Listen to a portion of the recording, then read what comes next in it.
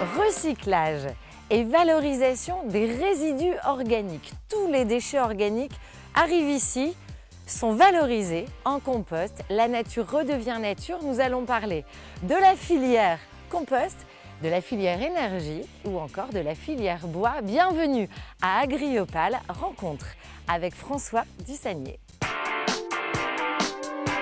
François Dussagnier, bonjour. Bonjour Roxane. Alors merci de nous accueillir ici, j'ai envie de dire dans un compost géant, c'est bien ça? On est peut-être au cœur d'un compost géant, mais on est avant tout sur une plateforme de compostage qui, comme son nom l'indique, va permettre de transformer du déchet vert en un bon compost. Le compost a plusieurs effets, notamment on va limiter les pesticides si on le met en paillage, on va limiter l'arrosage puisque c'est une éponge noire donc, qui va capter très vite l'eau et on va nourrir le sol. À l'époque, il n'y avait pas de valorisation de la matière organique, c'est-à-dire que l'ensemble des déchets, tout type de déchets confondus, étaient collectés, étaient mis en centre d'enfouissement pour la région. Et la France, qui était en retard, s'est posé la question en disant mais en fait, c'est quand même de la matière organique, c'est quand même ce que consomment les plantes, c'est quand même ce que les sols ont besoin pour lutter contre l'érosion.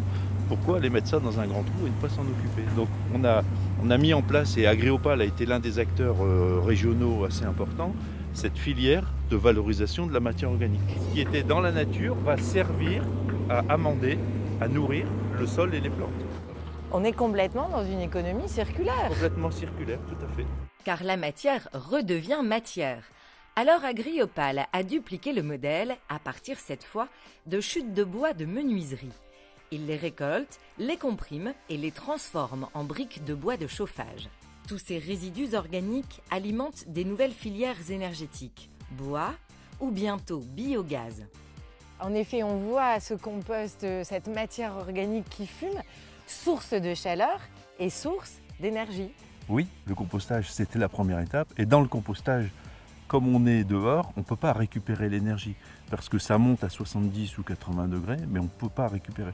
D'où l'idée, qui fait son chemin, de pouvoir méthaniser le déchet vert pour récupérer l'énergie, notamment le gaz, et pouvoir faire une première valorisation énergétique suivie d'une valorisation agronomique.